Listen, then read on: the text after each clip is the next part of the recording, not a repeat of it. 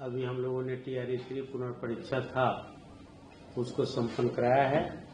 जो महती भूमिका थी और जो आपने हमको जिन जिन बिंदुओं पर फीडबैक दिया था उसके लिए पुनः एक बार धन्यवाद करें, ताकि हम बच्चों के लिए, बच्चों के हित में, राज्य के हित में एक बेहतर और स्वच्छ वातावरण में हम में वर्ग 1 से 5 के लिए माइक है तो ऑडियो आता नहीं, उसमें आ रहे हैं माइक है। आइए थोड़ा एजुकेशन डिपार्टमेंट का था वो 28,026 है और SC/ST विभाग के लिए 210 पद हैं। इसमें कुल कैंडिडेट थे 1,60,642, जिसमें उपस्थित हुए 1,16,188। 1,16,188 इसकी उपस्थिति 72.33% है। मैं सजेस्ट करूंगा सेक्रेटरी साहब, आप टोटल बोल दीजिए, ये वाला शेयर कर लीजिए जी, क्योंकि हमारे पास अवेलेबल है जी, इसको हम शेयर भी कर सकते हैं। तो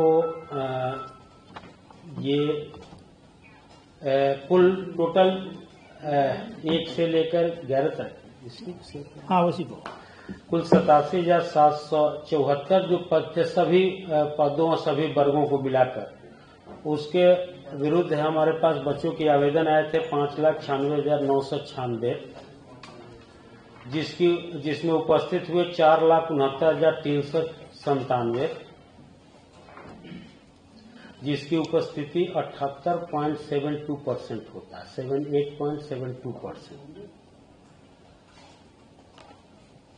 या कुल 27 डिस्ट्रिक्ट्स में, अधिकतम 27 डिस्ट्रिक्ट में परीक्षा हम लोगों ने आयोजित किया था, जिसमें कुल केंद्रों की संख्या 1154 हो गई। परीक्षा संचालन में के दरमियान इम्पर्सोनेशन के जो केसेस मिले हैं वो कुल 57 है, जिस पर आयोग उन विद्यार्थी और उनके सहकर्मी कदाचार में लिप्त सहयोगी पर विधिवत FIR करके अग्रतर कार्रवाई कर रहा है और आयोग के आगामी बैठक में लिए जाने वाले निर्णय के आधार पर उन पर और भी कड़ी से कड़ी कार्रवाई करेगा। दूसरा है कि आयोग अगस्त माह में फिर परीक्षा आयोजित कर रहा है। एक है विज्ञापन संख्या 2024 ब्लॉक हॉर्टिकल्चर ऑफिसर के लिए। इसमें कुल पदों की संख्या है 318। इसमें कुल अभ्यर्थी हैं 17,577।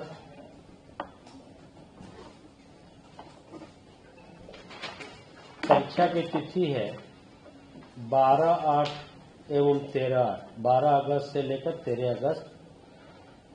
ये प्रतिदिन डबल सीटिंग में परीक्षा आयोजित होगी, जिसमें परीक्षा केंद्रों की संख्या 31 है। एक दूसरा एग्जाम है विज्ञापन संख्या 28/2024 या vice principles ITI, government institution जो ITI हैं उसके वाइस प्रिंसिपल्स के लिए है। इसमें कुल पद हैं 76। कुल अभ्यर्थियों की संख्या है 12,563 और परीक्षा केंद्रों की संख्या है 23।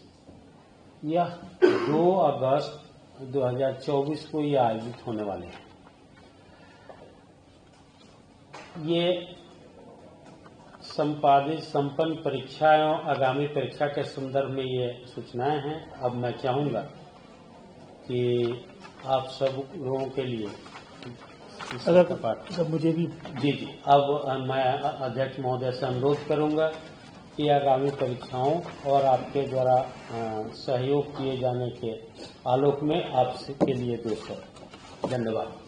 आयोग बैक टू बैक एग्जामिनेशन आयोजित कर रहा है।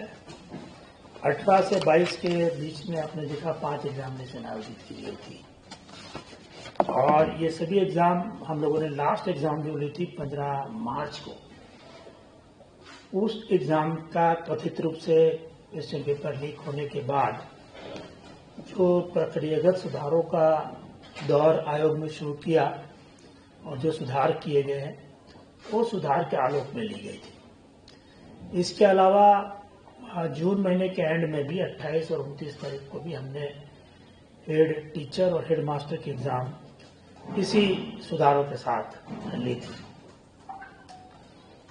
तीसरे दौर का एग्जाम हम लोग अगस्त महीने में ले रहे हैं।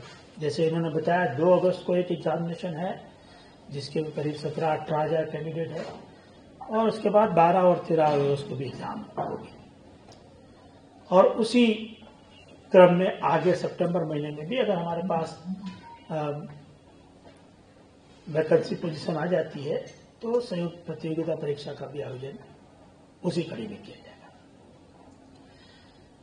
तो मुख्य रूप से आयोग ने जो सुधार उसमें लागू किए थे वो सुधार एक एग्जाम में भी चालू रहेंगे और उसको और इंटेंसिफाई किया जाएगा और इम्प्रूवमेंट किया जाएगा। जहां जहां कदाचार होने की संभावना है, जहां कोई अन्यथा बात है और जहां आयोग को कोई गैप नजर आती है, वो गैप को लीक प्लग करने के लिए जो प्रशासनिक कार्रवाई चाहे क्वेश्चन पेपर के ट्रांसपोर्टेशन में हो, सीलिंग पैकेजिंग में हो, रैपिंग स्टफिंग में हो या एक बार जिलों में पहुंच जाने के बाद केंद्रों तक पहुंचाने में, ये सभी स्तर पर जो जो इम्प्रूवमेंट की आवश्यकता है वो इम्प्रूवमेंट आयोग इस वाले में भी करेगा। जो अगस्त एग्जाम, इसके बावजूद आपने देखा होगा कि पिछले एग्जाम के दौरान करीब 60 बच्चे ऐसे पाए थे जहां इम्पर्सनेशन के केस है। तो मतलब है कि जिसका जो अभ्यर्थी वो खुद नहीं बैठे थे, उनके बंदे को आदमी बैठ के कोशिश कर रहा था कि वो एग्जाम दे दे। और जैसे मैंने बताया ये संभव नहीं है, इसलिए कि हम लोग के पास सभी कैंडिडेट का बायोमेट्रिक आइडेंटिफिकेशन है और एक बार वो सेंटर में आते हैं तो हर एक कैंडिडेट का बायोमेट्रिक इंप्रेशन का मिलान किया जाता है। जो मिलान नहीं होता है वो निश्चित रूप से इम्पर्सनेशन का मामला है और तदनुसार उन पर प्राथमिकी दर्ज की जाती है और आयोग के स्तर से बहुत कड़ी एक्शन होता है और सबको आगे आने वाली सभी एग्जाम के लिए आयोग निबार करेगा। ये बात हम लोगों ने पिछली प्रेस कॉन्फ्रेंस में आपको कही थी कि आपके माध्यम से, मीडिया के माध्यम से ये बात सभी कैंडिडेट को पहुंचे कि कोई इस तरह के कोशिश ना करे। अगर कोशिश करेंगे पकड़े जाएंगे, दीवार होंगे, प्राथमिकी दर्ज होगी और उनका करियर दांव पर लग जाएगा, वो आगे अपना परीक्षा नहीं दे पाएंगे। इसी प्रक्रिया को और भी कड़ा बनाने के लिए भी आयोग ने कोशिश की है कि सभी कैंडिडेट का एक मास्टर डेटाबेस तैयार किया जाए जिसके आधार पर कैंडिडेट की पर्सनल जो डिटेल है उसको हम लोग एग्जामिनेशन के पहले ही उनसे कलेक्ट कर लें। ये डिटेल ऐसी होगी जिसमें चेंज होने या सुधार की संभावना नहीं है। जैसे कैंडिडेट का नाम है, डेट ऑफ बर्थ है, उनका 10th का सर्टिफिकेट है, 12th का सर्टिफिकेट, डिग्री का सर्टिफिकेट है, उनका कास्ट सर्टिफिकेट है। तो ये सब चीजें ऐसी है जिसमें सुधार की संभावना नहीं है। तो वन टाइम ये सभी इंफॉर्मेशन हम लोगों ने जो पिछली जो एग्जाम ली है उसमें भी हमारे पास है, उससे कुछ इन्फॉर्मेशन लेके और कुछ आम जो स्टूडेंट है जिन्होंने अभी तक आयोग की एग्जाम नहीं दी है और आयोग को इन्फॉर्मेशन नहीं दी है, उनको एक पब्लिक एडवर्टाइजमेंट के माध्यम से उनकी ये डिटेल को मांगी जाएगी और एक इसका मास्टर डेटाबेस तैयार किया जाएगा जो पर्सनल डिटेल का होगा। जब कैंडिडेट कोई आयोग की एग्जाम देने के लिए इच्छुक होगा तो उसको ये पर्सनल डेटाबेस भरना नहीं है फिर से।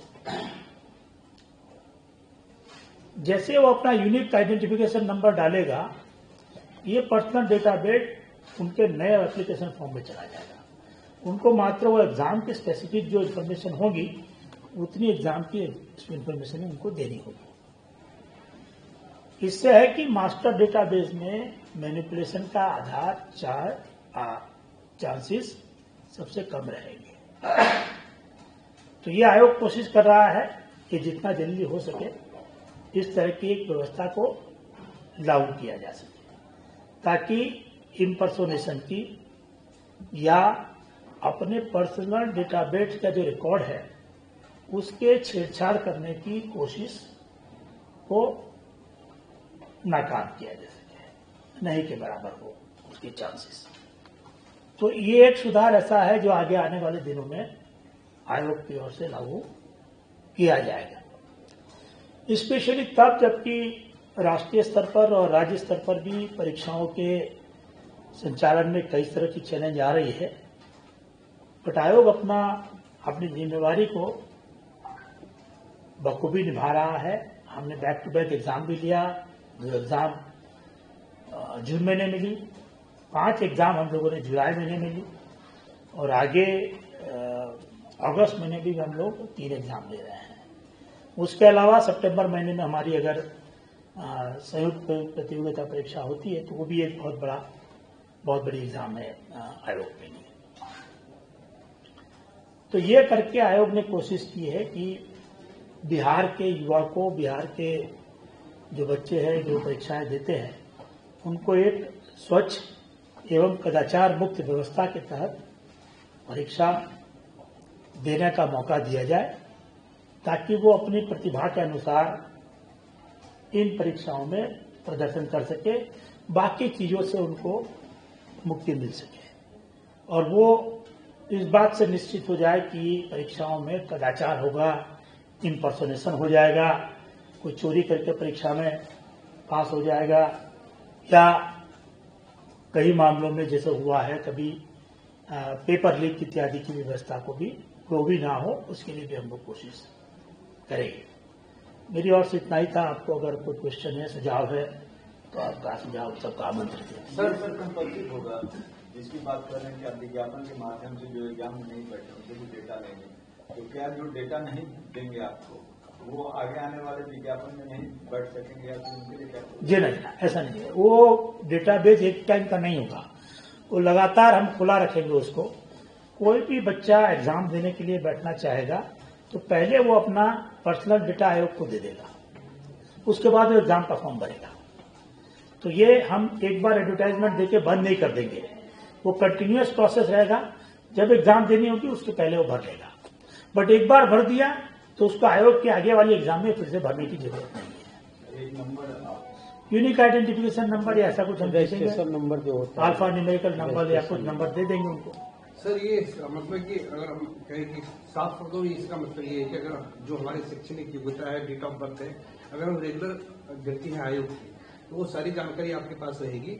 हमें केवल संबंधित एग्जाम की जानकारी देनी होगी। एकदम सही समझा। हमारे लिए भी सुविधा होगी, उतना हमें एकदम सही है। आयोग के लिए फायदा ये होगा कि कोई आदमी अपनी जो ये सब चीजें है उसमें जो छेड़छाड़ करता है वो नहीं कर पाएगा। एक बार दे दिया तो उसके बाद ये इन्फॉर्मेशन ऐसी है जिसको चेंज नहीं होना चाहिए।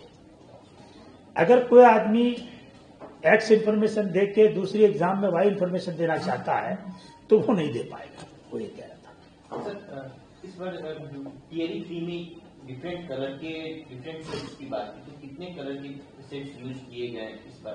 तो आपने देखा होगा हर एक दिन अलग अलग कलर था। किसी दिन येलो, ब्लू और ऑरेंज था, किसी दिन येलो, ब्लू, पिंक था, किसी दिन व्हाइट भी हम लोगों ने यूज किया है।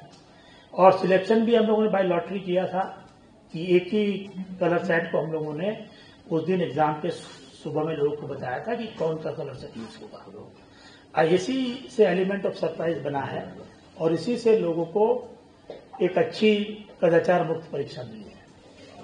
एक सवाल और इससे पहले टीआरई 3 में जो हजारीबाग से 270 स्टूडेंट्स पकड़े गए थे उनका क्या हुआ? क्या वो इस पेपर पे एग्जामिनेशन में बैठे थे या फिर क्या? नहीं, जो टीआरई 3 वाली एग्जाम लास्ट में मार्च में हुई थी उसके बारे में अगर आप पूछना चाहते हैं तो उनके खिलाफ इकोनॉमिक ऑफेंस विंग में केस करके कार्रवाई की जा रही होगी। वो इस परीक्षा में सम्मिलित हुए थे? उसका सूचना नहीं, इसकी कोई सूचना नहीं, उसकी अभी कोई सूचना नहीं। जब तक कोई दोष सिद्ध नहीं हो जाता है तब तक किसी को दोषी कहा जाए ये नियमानुकूल नहीं है। तो इसलिए वैसे अभ्यर्थियों को जिसको आर्थिक अपराध इकाई ने हेल्डअप किया था या वो उनकी कार्रवाई कर रहे हैं। फाइनल अभी हमारे पास कंक्लूजन नहीं है। जो पकड़े गए अभी वो एग्जाम दिए हैं क्या? ये हम कह नहीं सकते हैं कि वो दिए हैं कि नहीं। दोष साबित होने के वो निर्दोष है आपकी नजर में? हमारे नजर में नहीं, नियम के नजर में। नियम के नजर में जब तक वो दोषी नहीं होते हैं तो हमारे ओर से ऐसा कोई अपने आवेदन में इसकी कोई प्रोविजन नहीं था कि जो लोग पकड़े गए हैं वो आवेदन नहीं करेंगे। तो बाद में रिजल्ट पर आप लोग लगा सकते हैं, ऐसा होता है? रिजल्ट प्रकाशन से पूर्व में अगर हमको इस आशय की सूचना मिलती है, दोष सिद्ध होता है तो नियमानुकूल कार्रवाई करेंगे। अच्छा, ये एक चीज और इम्पोर्टेंट चीज है सर, कि जो अभी तक तो ऐसा नहीं है। विभाग के द्वारा वो कार्रवाई की जानी है। हमारे द्वारा केवल हमको परीक्षा लेकर मेरिट के गुणानुगुण के आधार पर हमको परीक्षाफल प्रकाशित किया है। पोस्टिंग को लेकर कोई चर्चा नहीं? अभी तक हमको कोई आदेश निर्देश नहीं है, केवल हमको परीक्षा आयोजित कर परीक्षाफल प्रकाशित करने के लिए है। तदनुसार आयोग अपने कर्तव्यों का निर्वहन कर रहा है, करेगा।